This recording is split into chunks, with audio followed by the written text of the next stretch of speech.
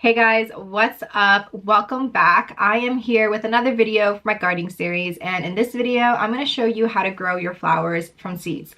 Now in the previous video I don't believe I showed you guys exactly how to do it. I think I kind of walked you through and said this is what I would do in the future if I were to do it all over again, and we're doing it all over again. I think I jumped the gun in the second episode where I had actually taken my flowers or my seedlings and planted them outside. Half of them are doing just fine. The other half, not so much. So I'm kind of starting over again, but that's fine because this is going to be beneficial to you guys because you get to see me do it from start to finish. And I'll show you a clip when I go back outside as to how they are currently doing. So let's get into this video. I'm going to show you what you need, show you all the steps that I am currently taking, and fingers crossed that I have beautiful poppies at the end of this. All right, so a couple of things that you do need to gather before you even start growing your flowers from seeds is obviously the seeds. This is very important. You need this. I will show you which seeds I had purchased and where I purchased them from in a moment, but yeah, that'll just come up in a little bit.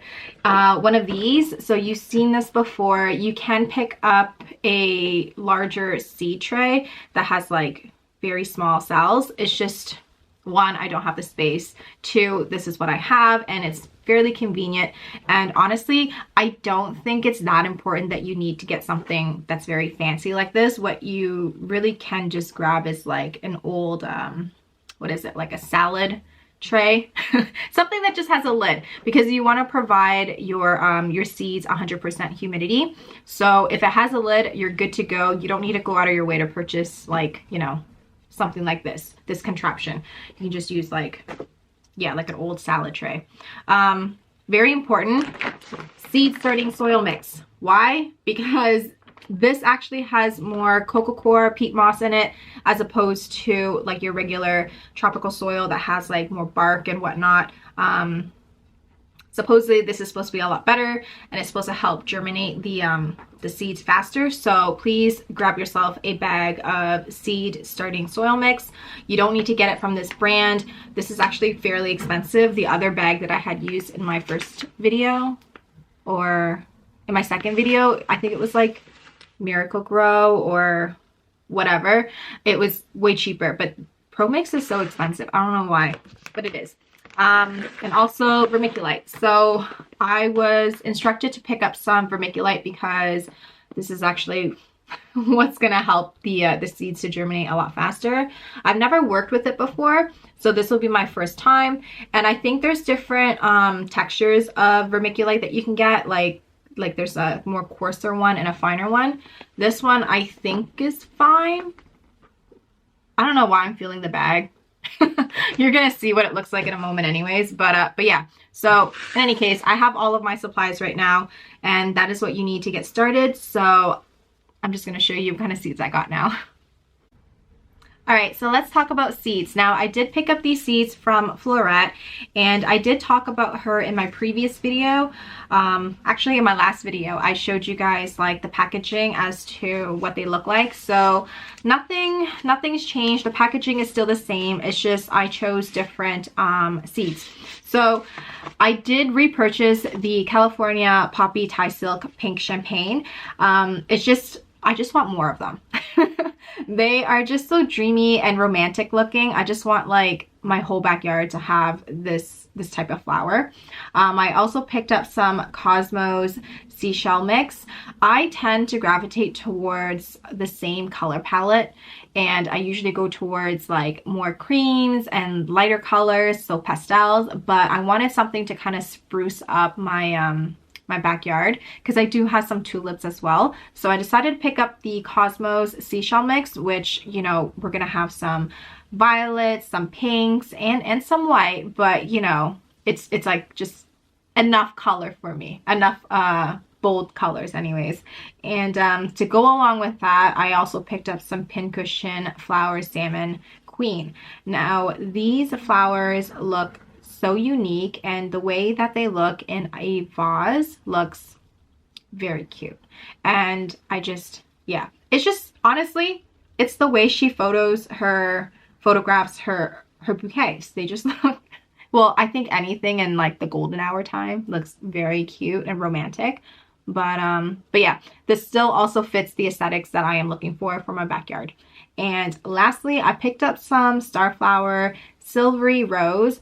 Now, you guys, I've never seen flowers like this before, at least not in my local flower shop or nursery or grocery store. I've never seen flowers like this. I haven't come across a flower that has like a halo in the center and then it disperses. So this is a very unique and romantic addition to my backyard. So those are the seeds that I have picked up, and I'm now going to show you how to start growing your flowers from seeds.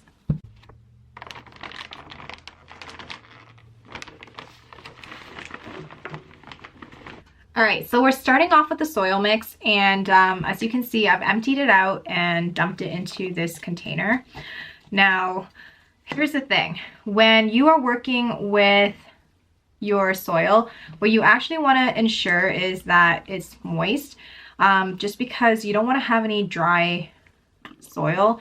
So I think it'll just draw away from the seeds. So I'm just adding water, and I'm just going to continue to mix it up until it's moist enough for me, and then I will go ahead and drop it in the seed trays. All right, so I went ahead and transferred the soil into a smaller container so that it's easier for me to mix and moisten the soil, and it is now at the texture that I want it to be at. So I'm going to go ahead and start filling up my seed trays. All right, so this is how it looks, and I feel like I should switch angles so that you guys can see. All right, so I went ahead and potted up my seed tray. Now I'm going to start with the California Poppy Thai Silk Pink Champagne. Now, poppy seeds are incredibly small. Like, they are puny looking. So I'm like, I don't know, like I can't even show you how small they are because that's just how small they are. Now, in my previous video, what I had said was I made a little hole and then I sprinkled the seeds on top. We're not actually doing that today. I'm actually just gonna sprinkle the seeds like right on top of the soil. So when I see a couple of seeds that have dropped in, I will move on to the next cell. I think the key is to get like 3 to 4 seeds in each cell, so that way your chances of actually growing the seeds and it germinating, your success rate is higher. So you don't want to just like put all your eggs in one basket and just put like 1 seed per cell. That's not a good idea. So I'm going to go ahead, just continue to sprinkle the seeds on top.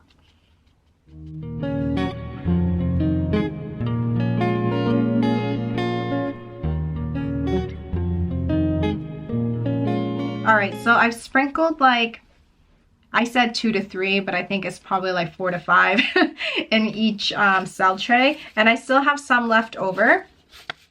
And I'll probably save this for next year. So that'll go over there. And now what I was told to do was actually just to sprinkle the vermiculite on top. So I'm gonna go ahead and open up this bag.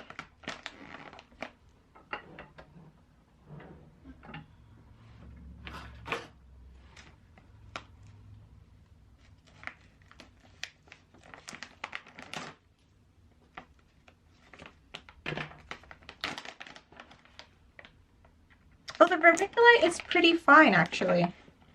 This is the vermiculite. It's pretty fine. I hope you can see that. I don't know if the camera's focusing. I'm too far away, but I'm just going to go ahead and sprinkle it on top now.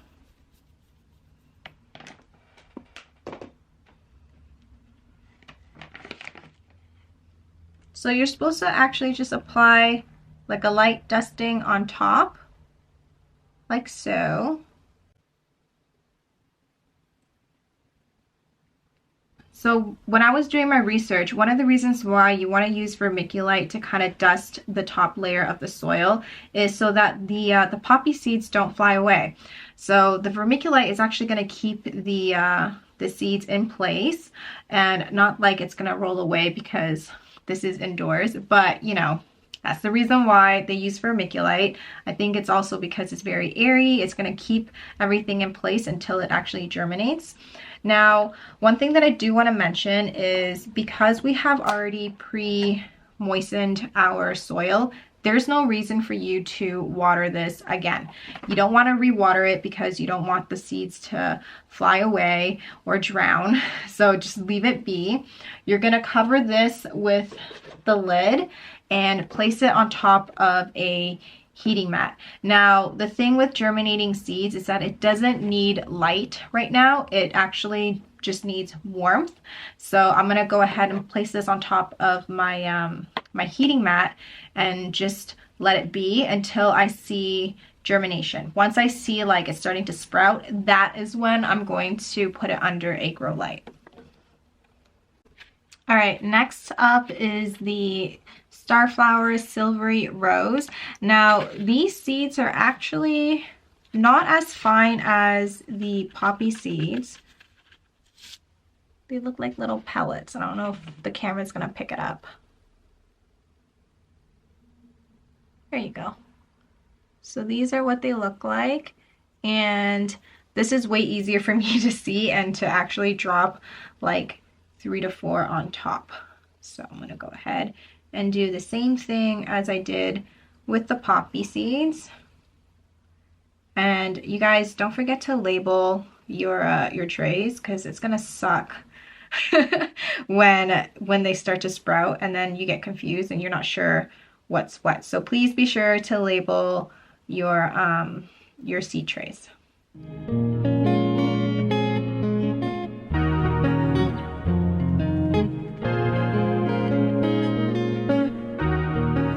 I still have some left over, so I'll save this for next year as well. And again, I'm just going to sprinkle the vermiculite on top. Up next is the Cosmos. Now, these seeds look very interesting. They're kind of long, and these were the ones that I had a hard time actually germinating. But I'm hoping that this technique that I'm using will come in handy and that I'll have like a higher success rate this time. So I'm going to go ahead and put 3 in each cell.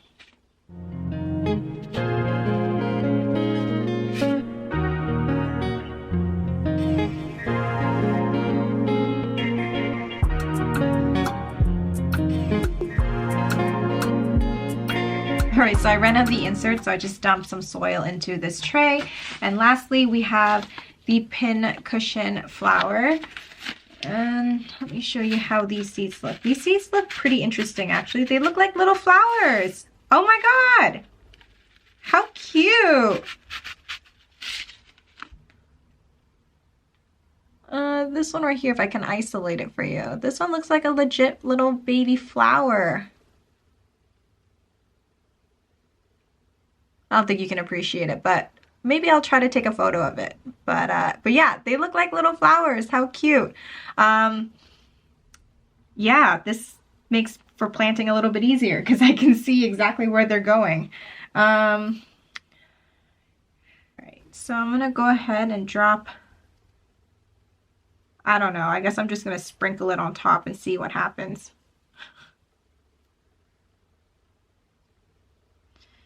So one of the benefits of having a tray that's similar to this that actually has an insert is that once these little seeds start to germinate and sprout, what you actually want to do is when the time comes and you need to water it, you want to bottom feed it.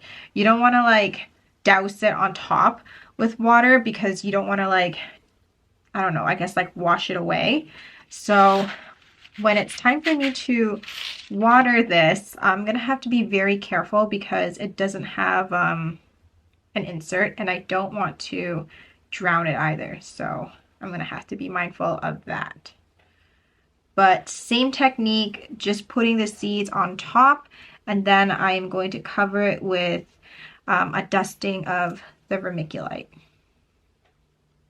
And you know what? This time around, I actually have a fair bit of seeds left over, which is quite nice because I can use it for next year.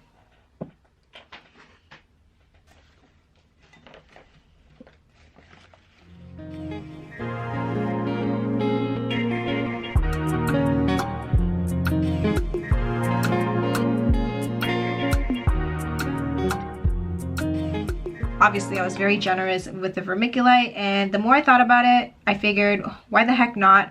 Vermiculite is very lightweight, and the fact that its purpose is to hold the seeds down and not have it fly away, because, you know, the last thing that I need is for my seeds to actually not be in the proper tray.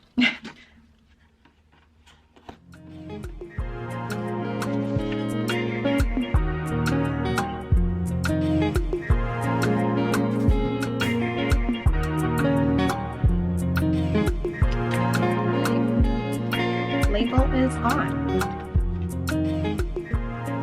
All right, so here is the final product. Pretty excited. I have all 4 in front of me. They will go and sit on top of a heating mat where they will stay until they have sprouted for me. And like I had said earlier, because we had already pre-moistened the soil, there's no need for you to water them until they have sprouted. Now, like I said earlier, when it comes time for you to actually water them, please try to bottom feed them. So 3 out of the 4 are gonna be bottom fed. This one that doesn't have a tray, I don't know what I'm gonna do. Maybe like mist it or something. I don't know, maybe get it from the side. I'll figure it out. But bottom feeding is probably the best way to go, so you don't like drown it and, you know, what's the word? I'm having a brain fart. Root rot. You don't want to drown it and give it root rot. But yeah, what's actually quite nice about these flowers is that they're very hardy. Like, I'm gonna go ahead and insert a clip for you right now. The ones that I had prematurely planted outside, they look pretty sad, and half of them didn't make it, but the other half that did is, you know, it's doing pretty good. And these ones over here, the ones that are standing pretty tall and kind of yellowing, those are actually the Cosmos, and I had a really hard time germinating them, but they're killing it. So I don't know. I'm doing something right, or, you know, I just got a really good batch of seeds and they are choosing to survive. So yeah, I hope you guys enjoy this video. I hope this was very helpful, and I'll see you guys in the next one. Bye.